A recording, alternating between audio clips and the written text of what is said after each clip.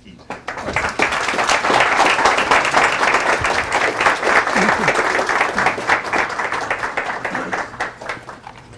I was thinking a few minutes ago that, gee, this isn't even a Jason Bourne movie and it's packed. Is there anybody here from Newark, Chinatown, or have any family that's connected to Newark, Chinatown? Ah, wonderful, okay. All right, so Newark, Chinatown still lives, right? I'd like to, I'm a little nervous because I haven't spoken in front of a Rutgers class in years when I taught here years ago.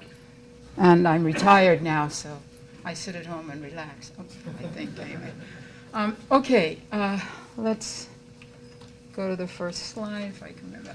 I want to start with the map here to show you exactly what was happening at the time that Chinese began to leave China and come abroad to the Western Hemisphere.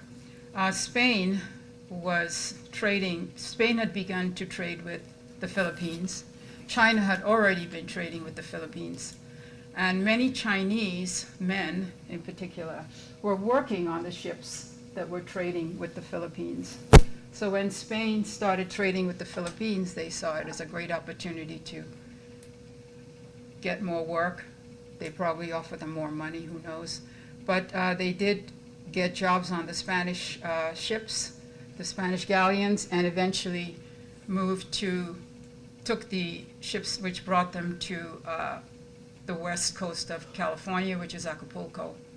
And many of them, when they got to Acapulco, according to the story that I researched, jumped ship because they were probably not being treated very well on the galleons.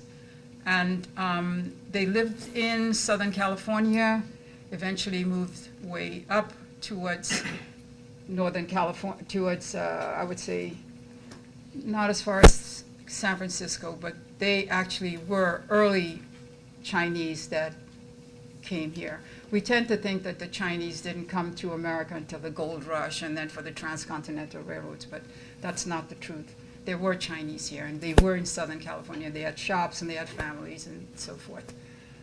This is a picture of Toisan, which is a village in Guangdong province, 1,400 kilometers from Hong Kong. It's where 90% of the Chinese that lived in Newark came from, and where a lot of the Chinese that immigrated here came from this village and from other villages around this area. There were a lot of famines. There were a lot of revolts. And they were trying to escape those kinds of things, and they got either indentured or they bought passage, whatever they could. Many of the Chinese families would sell everything that they could muster together, cousins, uncles, aunts, to send someone abroad because that person was supposed to go abroad, get a job, work, and send money back. I'm sure it sounds very familiar, doesn't it? Because I see a lot of faces here that look like mine, and it was the same thing for my life. Okay. This picture, it's interesting, this picture was taken in the 90s, but the village is pretty much exactly the way it's been for centuries. The Chinese came, they panned for gold, and these instruments, that they're using here, these were invented by the Chinese. And they not only served the Chinese, but they served everyone who was panning for gold. But nobody knows that all these instruments that were used for bringing the gold out of the sand and the silt were invented by the Chinese. Just like a lot of people don't know that a lot of the building of the railroad, the ways that they happened to dig into the mountains and the mines, it was the Chinese who invented those ways of getting the tracks through the mountains. Okay, enough arms, right? We also know that they built the railroads, but what we don't know about is the kind of racial, I hate to use the word hatred, but it was kind of racial hatred that was practiced against them. These are cartoons, illustrations from the newspapers. And this is how they manipulated the minds of the general public to make them feel as though the Chinese were taking their jobs away from them. In this case, we have the shoemaker, and I don't have to say the rest, right? Okay. This is an interesting story because shoemaking was a big factory, was a big occupational industry at the time, and a lot of Irish, Scots, people came from Europe and were getting jobs in the industry. When the Chinese finished with the railroads, they had no work, so they had to look for ways to make a living. Now, this is North Adams, Massachusetts. The man who owned this factory, which is a shoemaking factory, these are his Irish workers, and they went on strike for more wages. He decided that he was going to go to California and get all the Chinese who he had worked, he had heard all the stories about how hard they worked, how fantastic, diligent they were. And he decided he would go to California and bring some Chinese back to work in his factory. He did. He brought back some, I think 75 to 80 of them. And when they arrived, this is what they saw. They saw these Chinese women, these Irish women standing there trying to stop them from going into the factory. This is a picture of the young men who arrived. If you look at the ages of them, you can see that they are barely out of their 20s. Many of them are in their teens. So it gives you a general idea of when you have to send your child away to find work so that they can send money back to the family in China, you know that this is not a situation where people are living very comfortably. Anyway, one of the Chinese boys went up to the Irish women and asked them if they could join the union. But of course, they didn't say yes. Okay, so now the Chinese are in Massachusetts, and we have a situation happening in Belleville. At the time that I'm talking about, Belleville was all the area that we now know as Kearney. And there was a ferry that ran across the river from Kearney to Belleville, where the Presbyterian Church still stands today. The factory at the top of the hill from that part of the river was a laundry factory, and it was owned by a Scotsman named Hervey, who had retired and decided he was going to spend his retirement just having a small business. Well, it turned out to be a pretty big business because he bought several acres, probably about 100 acres. I went there and I took a look at it. It's not the same today. It's now full of houses. But at one time, it was the area where the Chinese lived, worked. Now, let's back up a bit. When Harvey heard that the gentleman in Boston had been so successful with getting Chinese to come and work for him, he said, wow, my Irish girls are going on strike too, you know? Maybe I should go and check this out. And that's exactly what he did. He went to California, and he made an agreement with a contractor named Ah Sing, who's a very famous character. You can look him up. And he was able to get another 75 Chinese young men to come and work at his laundry. This is the area that they actually settled in, but this is the laundry. And they washed the clothes, they hung them up to dry, they ironed them, and so forth and so forth. And they had a very hard time because they weren't speaking English. The people who they had in charge of them were very racist. And if you read the book, I detail in the book some of the incidents that happened at the laundry that shows the kind of hostility that they experience on a daily basis and actually led to the reason why they left the laundry. Once they left the laundry, they then moved into Newark. And this is the Baldwin home, which was on the corner of Lafayette and Mulberry, which is the main area that the Chinese settled in after they left the laundry. They stayed in the laundry as long as their indentureship allowed them to, because they were locked into a certain amount of time for a certain pay, and then after that they had to make another contract if they wanted to stay. Some stayed, many of them left. And of course, what could they do once they left? The only skill they had, other than building railroads, was laundry. So they opened lots of laundries. In 1885, there were 47 laundries, all Chinese laundries, in just downtown Newark. Okay, let's go ahead. The Baldwin family were young men and women who had gone to China for sowing the seeds of Christianity. They were missionaries. And it was very fortuitous that when they came back,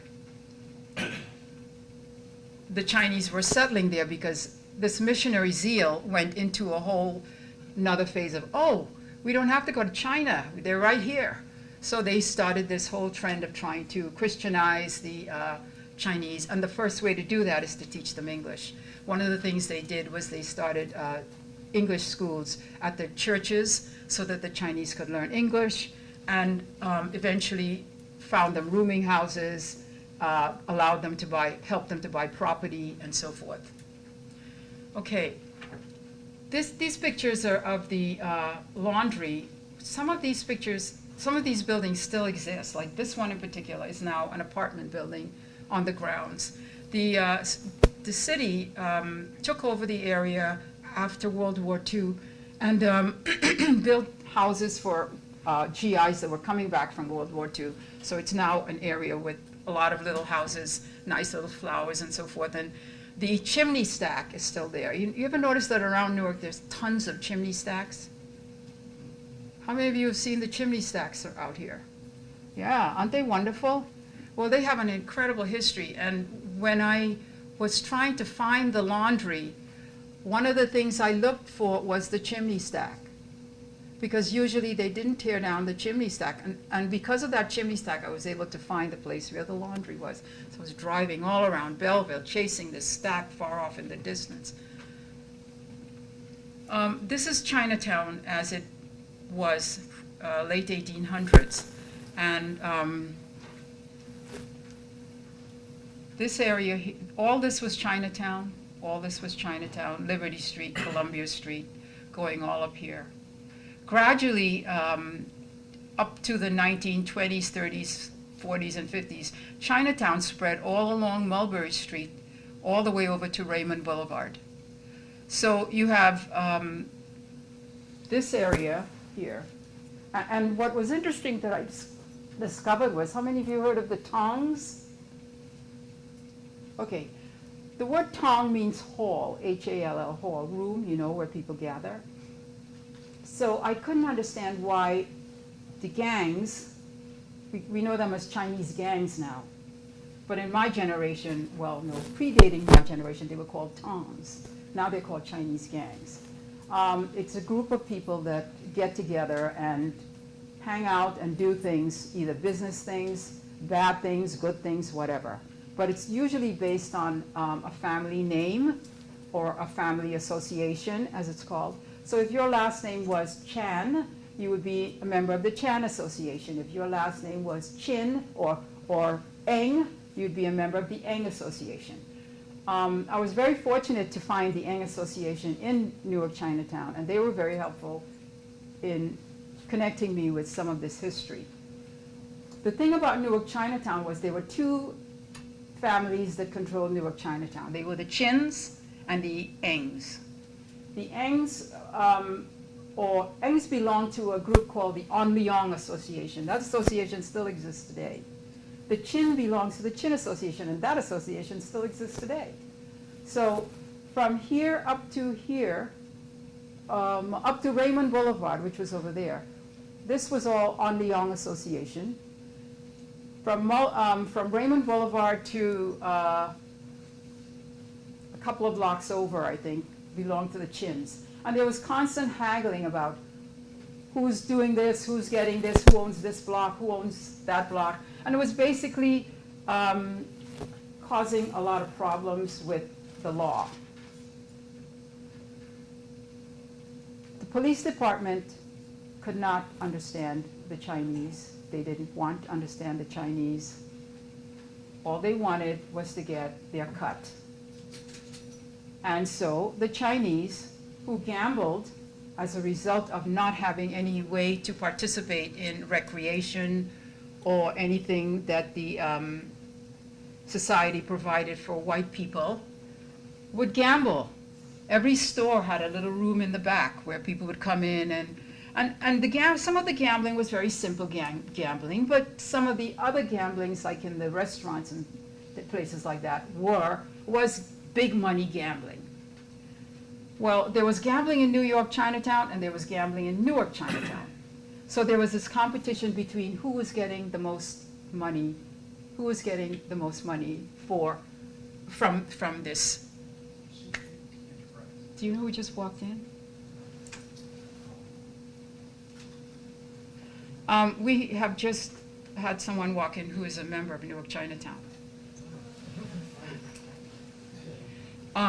Okay, so as I'm saying, wow, that was a mind blower. This part is the Onlyong part, and that part is the Chin part. So they're constantly fighting for territory and fighting for who can get the most gambling money. But then you have the police also. The police want their take, and they want to compete with New York because New York's take is so big, they wanted the Newark take to be bigger than the New York take so they can brag about it. Okay, so you have all that going on. And I get kind of sad when I do this because I got so emotional doing this research. I met all these people that had lived through this, and it really made me feel very uncomfortable, you know, because I'm 1/3 Chinese, and I'm thinking to myself, God, you know, this could have been my family had we moved here, you know. Okay, so every night or once a week, the police would raid the area. They would create a dragnet completely around the area of police, and they were acting in cohorts with the FBI at the same time too. And the pretense was they were looking for illegal aliens or opium. On one occasion, they went to New York City, got the opium that they had gotten from the stashes over there, from the police over there, and brought them over here and planted them in Newark, Chinatown, so they could claim that they had found opium. So you have illegal aliens, you have opium, and they come in with axes. Imagine someone smashing your door down with an axe at night. They come in, they haul everybody out, put them in a wagon, take them to jail. There was a story about a woman who, oh, the microphone, I've been missing this, huh? There was a story about a couple who was getting married, and the axes broke their door down, and they were in the middle of their wedding ceremony. And they were hauled out and hauled to jail. And it took hours because they had to find someone who would go to their house, dig up their papers, bring their papers to the police station so they could be released, so they could go back and continue the wedding ceremony. Okay. My book talks about the details of a lot of this kind of stuff, but there's a lot of things that I couldn't talk about because I only had so many pages and I was only allowed so many pictures. And I'm hoping that if I do a next episode, I could put a little bit more. But let's go on. This is a doctor who came from China to Newark, Chinatown, and had a practice on Fair Street. Fair Street is what we know as Lafayette Street. That's what it was called before it became Lafayette Street. Okay? And this was his papers so that he could return to China. You couldn't return to, because of the Exclusion Act, you couldn't go back and forth between China and the US. So he had to prove that he had enough money here so that when he came back, he would not be coming back and being empty-handed, destitute, whatever. So this is why it says here, my debts due me, if any, and hereinafter set forth are certain and unsettled, and promissory notes of that, and the other. At least a month from, okay, what he's really saying to them is, I've got X amount of dollars here that somebody owes me or that I've got invested or something, and when I come back, I'm going to have that money. So I'm not going to come back to, you know, be a problem with the city, okay? He was 42 years old. There was a medicine store I discovered on Houston Street in the Ironbound. So it just goes to show you, they were in the area that I showed you on the map, but there were also other Chinese families sprinkled throughout the Ironbound, and there were families sprinkled all throughout Newark up through High Street and other areas too. This is 1885 directory showing the laundries. One of the interviews that I have in my book is an interview with Robert Lee, whose father owned a laundry, and he talks about what it was like to be the son of a laundryman who got up every morning at 5 o'clock in the morning, 6 o'clock, 5 o'clock probably. I think it was a really ridiculous hour, maybe actually even before that. But he talked about his family being awake all night and all day working on this laundry, and people would come in to get their laundry, and they would hand the ticket and they would get their laundry back. But there was no social interaction between the people coming to get the clothes and the laundryman giving them the laundry. Chinese couldn't go to the movies because the movies were all in English. They were restricted from going to the parks and to the beaches. This map was commissioned by the first, what is it, the first something? Old First Church. You've heard, you know Old First Church? It's standing on Broad and Market. Broad Street? Yeah, right on the corner of Broad, near the corner of Broad and Market, yes, okay. They commissioned this to show you to show the people of their time, all the different races. And it really does show that there was a small, look at how small it is, Chinese section there, see? Negroes, Jews, Italians, Irish, Germans. This is the Ironbound section here. Okay. So this is probably McCarter Highway. There's the river. Okay. This is a picture that was taken, I'm running out of time, okay. This is during the Depression. This is a group of men that they had just hauled off the streets or out of their houses and just brought in for interrogation. Okay? And this particular picture was very bad because they kept them there for days. Many of them were not allowed to go to the bathroom, they were not given food, they were not given any kind of reprieve from that room. So they just stayed there in that condition until they could find some kind of legal help to get out of the jail. This is another 1920s, 1930s picture of the FBI chopping through anything they can to haul out Chinese if they're gambling in their backyard or wherever they are. This was taken at the edge of what was called the Mulberry Arcade. This is a restaurant, turn of the century. There were a lot of restaurants in Newark, Chinatown, and they were really fantastic restaurants. They had jazz, they had dancing, they had French cooks. They were on Market Street, they were on Broad Street. A lot of the stores that are on Broad Street now, the second floors were all big-time restaurants. This one was on the corner of, see it there, this building is still standing, the sign is removed. It's near the Kislak building. Anybody know where the Kislak building is? Near Raymond Boulevard? Yeah. This building is a little bit further down. It's now boarded up. No, it's not doing anything. Yeah. And it was also a fantastic restaurant. This is the inside of this building.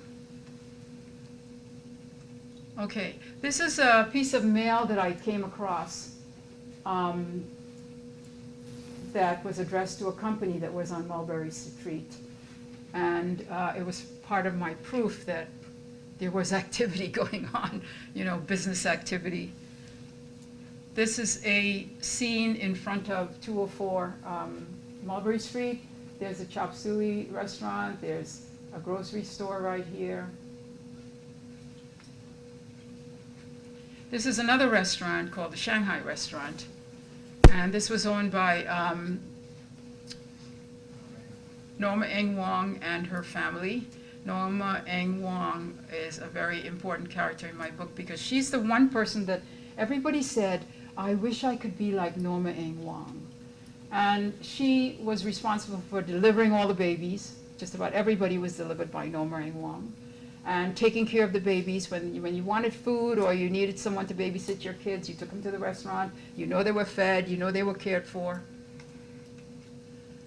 Ding Ho lasted into the 50s, the 60s rather, 50s. It was there in the 50s. It went into the 60s. It turned into fly-by-night Chinese restaurant, which the building, not the front part here, the back of this building is still standing on the Green Street side.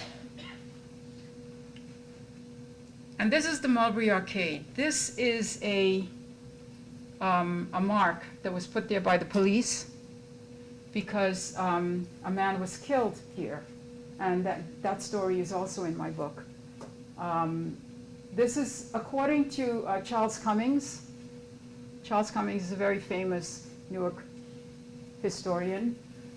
He felt that the murder in the Mulberry Arcade was what killed Newark Chinatown. I don't agree with him, and I'll tell you why. He felt that the murder had killed Newark Chinatown because it made Newark Chinatown even more scary and, I don't want to go there. And that was the aura that had been put on Newark Chinatown because it was people who were different, it was people of color, it was scary, it was drugs, it was, it was a den of, okay? And so people went to Newark Chinatown to get food, they would come back, but there was always that aura of Newark Chinatown, okay? But when the murder occurred, it occurred at a time when there were a lot of Tong Wars, and the Tong Wars were happening not just in Newark, they were happening in Boston, they were happening in New York City, they were happening in every city where there was a Chinatown. There were Tong Wars because all the families were fighting for power. Power for the gambling, power of the businesses, and so forth. If you are an immigrant and you are enclaved in your own community and you are in this situation where you can't participate as part of the whole social network of the greater community, this is what happens. Within the community, there are fights for who's going to be in power, who's going to run this. I'm sure every immigrant community here has had something like that happen. Okay, thank you. Okay, so the murder in the Mulberry Arcade is in my book, and I think it's the most exciting chapter because it has a love story. This is a 1960s, 1950s grocery store. Jack, who's this in the picture here? Do you know? Do you remember? Does it look familiar? Huh? Do you recognize that guy? Who is it? Pearl who? Pearling's father. Okay. So Jack has just told us that. Where was this store, Jack? Near what part? Do you remember? Stand up, Jack. Come on, stand up. 200? I'd like, Jack, stand up, Jack. Please stand up, Jack. Please, please. I would like you to give this gentleman a hand.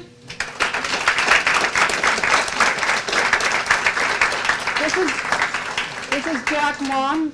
Yeah, I wasn't here in the early days that she's talking.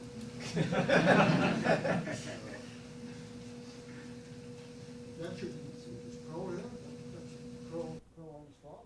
Pearling's father, okay. And it was a grocery store on Mulberry Street. You don't know, he's buying groceries, right? Right. That should have been on 202 Mulberry.